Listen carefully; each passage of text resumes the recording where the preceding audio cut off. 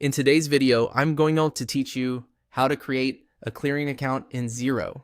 A clearing account is a simple holding account you use to temporarily park amounts while money is moving from one place to another.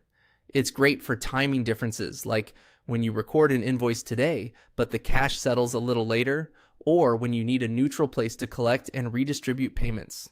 The goal is to make those movements transparent and easy to reconcile, and to keep the balance returning to zero once everything matches up. Start on your Xero dashboard. Open the main menu labeled Accounting at the top of the screen. From there, choose Chart of Accounts. This is the master list of all the accounts that drive your reports, so take a moment to make sure you're working in the correct organization and that you have the right permissions to add accounts. On the Chart of Accounts page, select Add Account.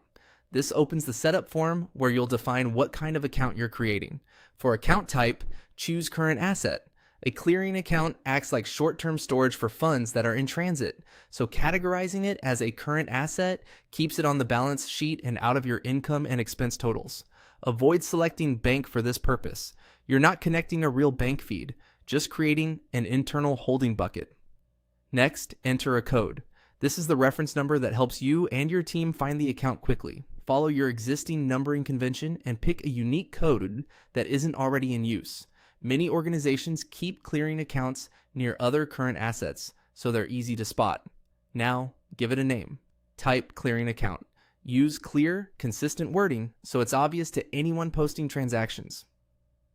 What this account is for.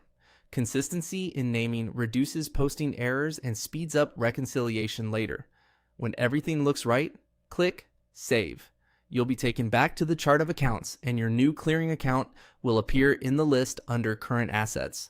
From this point on, you can post entries to the clearing account to temporarily hold amounts, then post the offsetting entries when the cash movement completes. Aim to review and clear the balance regularly so it doesn't drift over time. If a balance lingers, it usually signals that one side of a transaction is missing or dated differently, so a quick review will help you match things up. That's it. You've created a clearing account in Xero, ready to keep your timing differences tidy and your reconciliations smooth.